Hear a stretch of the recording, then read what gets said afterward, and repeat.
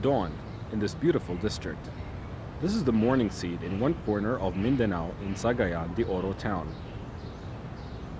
Like this tranquil early morning, anchored ships patiently wait at the bank, symbols of a popular mode of transportation in a region rich with islands.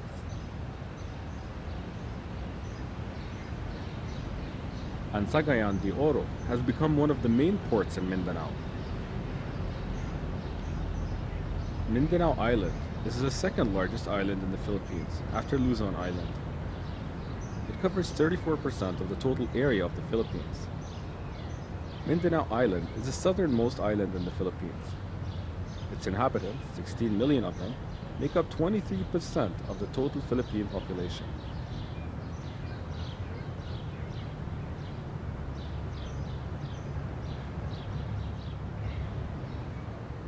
Situated not far from the Lanao Lake, Cagayan de Oro is the capital of the Misamis Oriental region.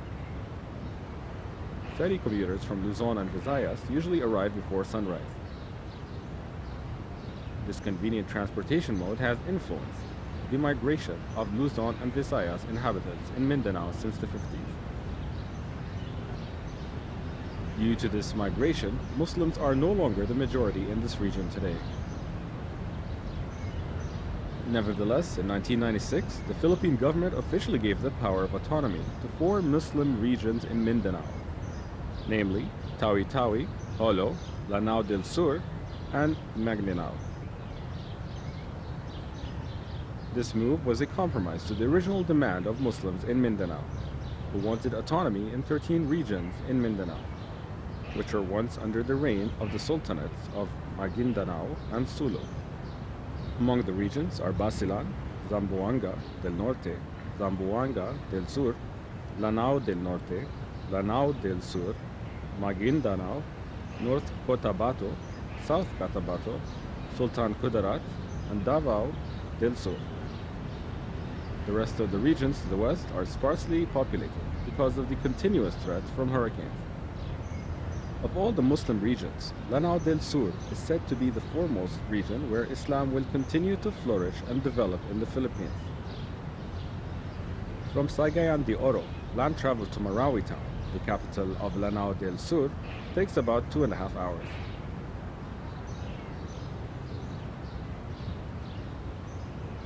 This is the entry point to Lanao del Sur. The scenery here is not unlike the village scenery in Malaysia. Here, the agricultural sector contributes about 70% of the total income of this region. And Mindanao is the greatest contributor to the agricultural sector in the Philippines, producing about 36% of Philippines' total agricultural yield. More than half of it comes from autonomous Muslim regions. The Philippines is the largest supplier of coconuts in the world, and half of the supply comes from Mindanao. The Malay culture becomes more apparent the deeper we delve into Lanao del Sur.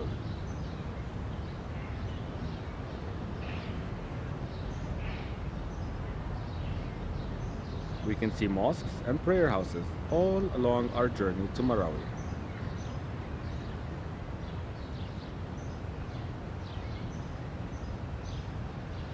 This fertile land has witnessed a long heritage of Islam on its soil, a heritage spanning more than 500 years, a heritage that could not be colonized by the Spanish or the Americans.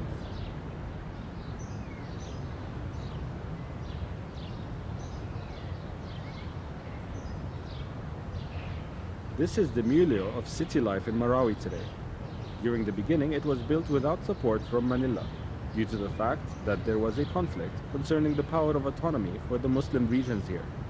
Thus, the beginnings of the city saw only a modest infrastructural development.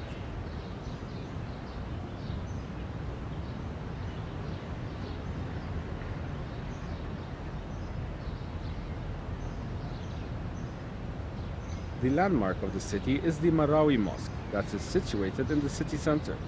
It marks the foundation of the culture of Marawi, which is based on the Islamic teachings.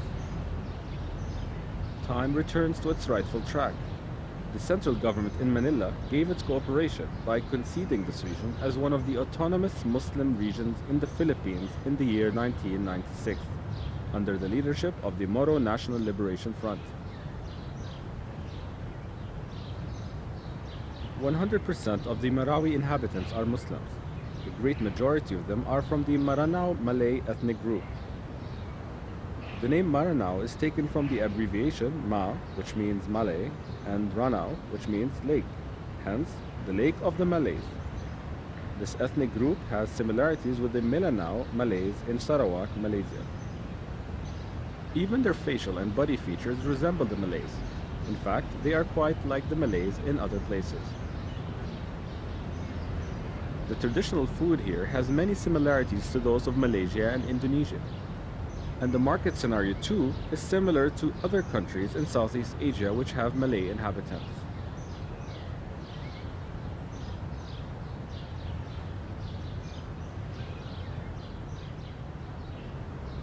There are numerous other similarities. For example, the Malays here also have rice as their staple food. Rice is the main produce here, catering to the needs of the Malays. Mindanao's rice fields make up a quarter of the Philippines' total rice farms. The demand for rice as the staple food is still strong despite Western influence, who brought in other grains such as wheat. Smoked fish is also popular here. Moro Lake is said to be the biggest fishing spot in the Philippines. The fish produce from Moro Lake is the largest when compared to other regions in Mindanao. And Mindanao contributes a quarter of the total fish produce in the Philippines.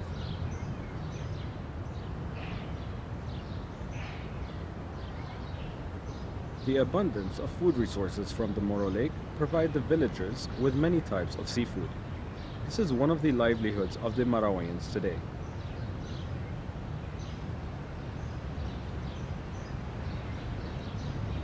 In the Philippines, mangoes are found in abundance.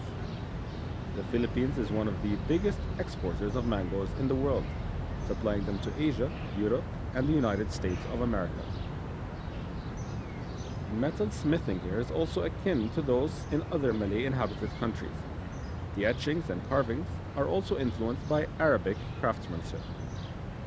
The most special thing, however, is the kris, the unique Malay weapon, which has always been the symbol of the martial arts practice of the Malays.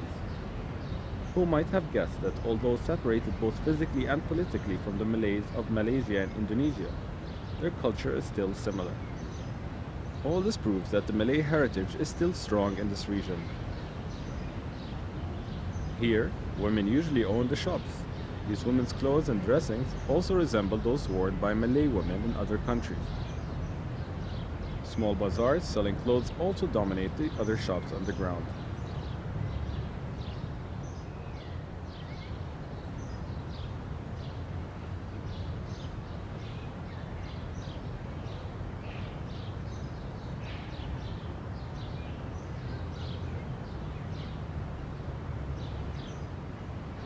This is the colorful milieu of Marawi town, which is situated right beside Lanao Lake.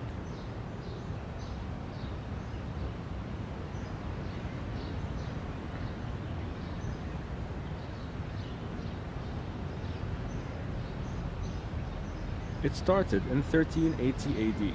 An Arab, Tuan Mashaika, from Johor sailed to Holo and married the daughter of one Holo noble.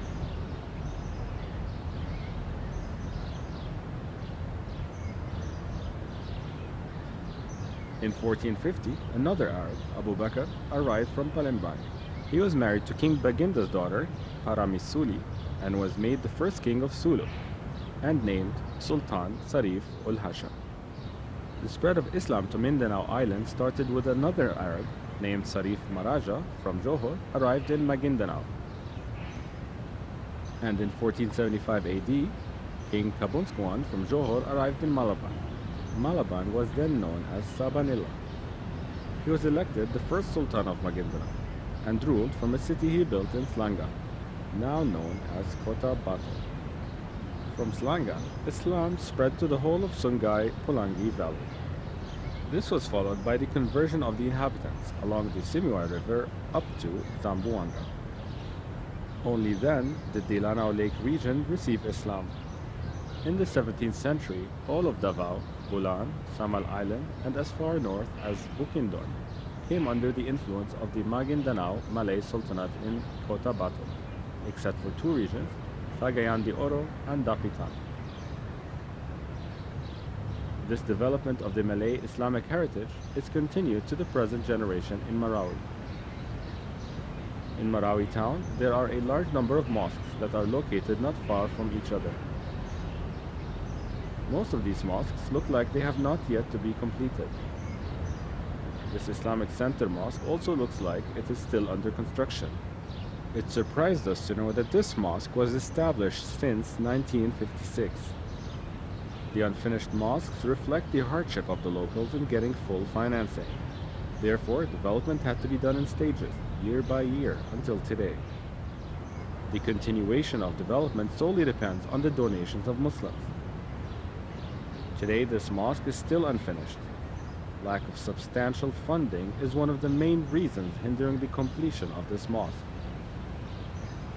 However, recognizing that the mosque is the lifeblood of the Muslim community, the efforts to develop it further never ceases, even after 46 years. Until today, 3 million pesos have been used to build this mosque. This is the handiwork of locals beautifying the interior of this mosque. The prayer halls, adornments, and beautification display the flavor of the local architecture.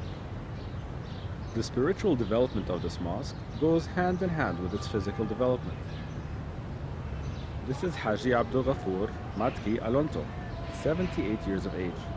He was an MNLF activist during his younger days before being made an administrator for the Marawi local government. He is the president of the Islamic Center and one of the main proponents fighting for furthering the development of this mosque since its early days.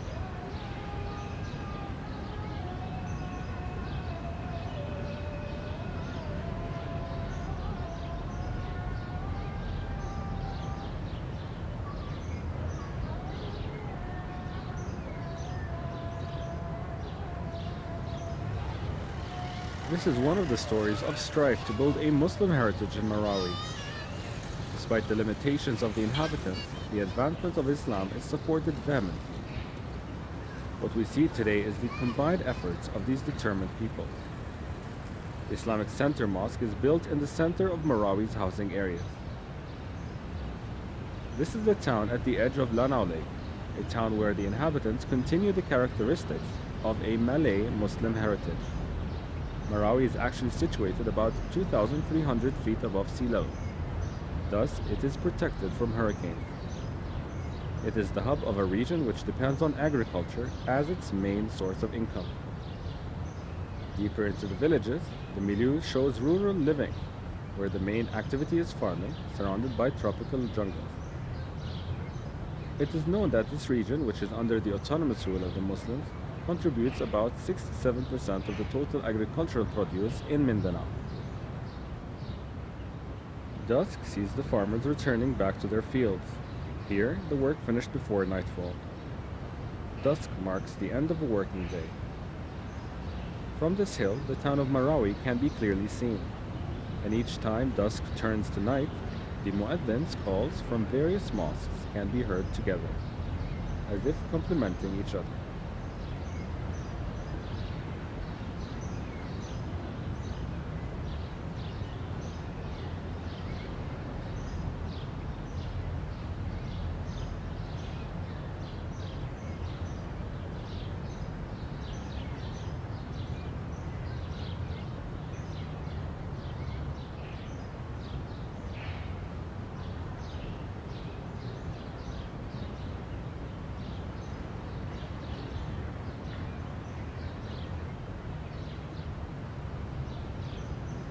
Each time the sun rises in Mindanao, hope for the continued development of religion and culture is renewed. And when the sun rises, the fight to fulfill future aspirations is continued. Mindanao State University, a successful effort by Marawi after the religious conflicts came to an end. The central government and the Islamic autonomy representatives succeeded in working together to end the religious feud by advocating education. Finally, Mindanao State University, with an area of 1,000 hectares, was successfully established in 1961. Today, students from all ethnic groups and religions can have an education under one roof. The Muslim students here receive their education for free. Not only that, they also receive scholarships from the government and from the Islamic Development Bank. Besides that, the chance to receive a tertiary education in Islam is also provided. A faculty in the field of Islamic jurisprudence, or Sharia, is also situated here. Besides the main university in Marawi, there are 6 more branches of the Mindanao State University all over the island.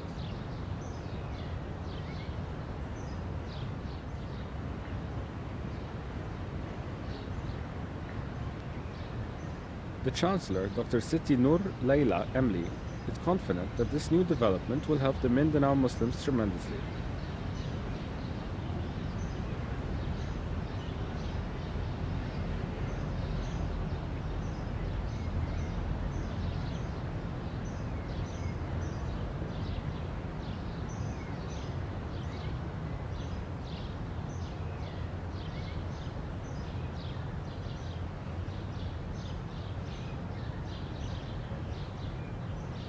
Also in Marawi, an Islamic center was established, the initial project funded by the government of Al-Malik Faisal of Saudi Arabia in 1973.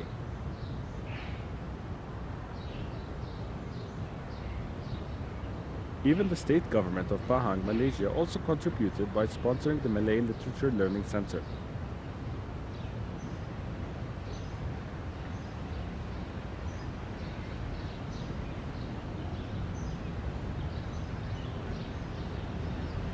The center was officially launched on the 31st of March in 1997. In this building, the process of returning the Malay language back to the Mindanao Muslims is taking place. Dr. Hassan Sana, who holds a master's degree in the Malay language, is now the Dean and Director of the Islamic Center and Asian Studies. And today, the Malay language once again is being spoken in Mindanao. This is the language which was once the lingua franca, or the official language in the Southeast Asian region, before the advent of colonization. This is the education bridge which will, in the future, return back the peaceful heritage that was once the norm here. It is not impossible that one day this region will turn into a developed region with a culture that promotes peace and lives behind all the memories of the wars of yesteryear. The seeds of peace have started to be tasted by the young generation of Mindanaoans after all the years of civil war. What is clear, though, is that Marawi is special because its inhabitants have succeeded in defending the heritage of Islam even during these periods of war. This modest education space is not the deciding factor for the inhabitants because prior to this, they had to face a war in order to defend the Malays and Islam. It was respected not because of its modest development, but because of the spirit of its inhabitants, who succeeded in bringing a mission of peace into the new millennium.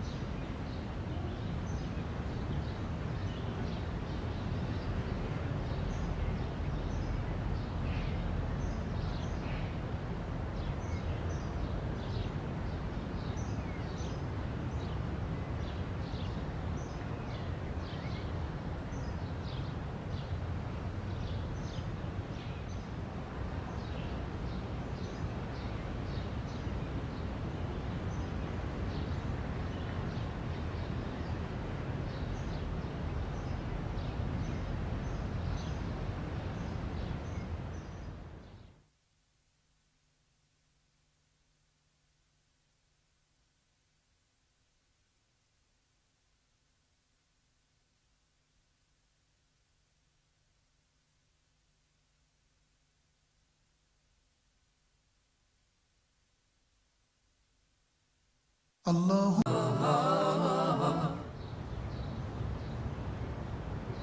Dawn in this beautiful district. This is the morning seat in one corner of Mindanao in Cagayan de Oro town. Like this tranquil early morning, anchored ships patiently wait at the bank, symbols of a popular mode of transportation in a region rich with islands.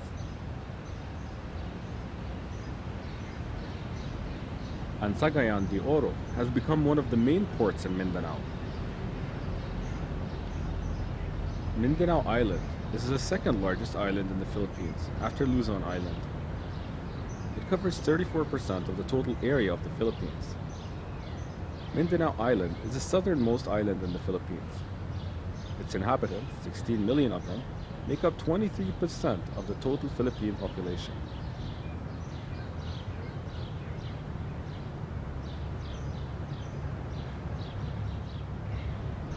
Nevertheless, in 1996, the Philippine government officially gave the power of autonomy to 4 Muslim regions in Mindanao, namely Tawi-Tawi, Jolo, Lanao del Sur, and Maguindanao. This move was a compromise to the original demand of Muslims in Mindanao, who wanted autonomy in 13 regions in Mindanao, which were once under the reign of the sultanates of Maguindanao and Sulu. Among the regions are Basilan, situated not far from the Lanao Lake. Cagayan de Oro is the capital of the Misamis Oriental region. Ferry commuters from Luzon and Visayas usually arrive before sunrise. This convenient transportation mode has influenced the migration of Luzon and Visayas inhabitants in Mindanao since the 50s. Due to this migration, Muslims are no longer the majority in this region today.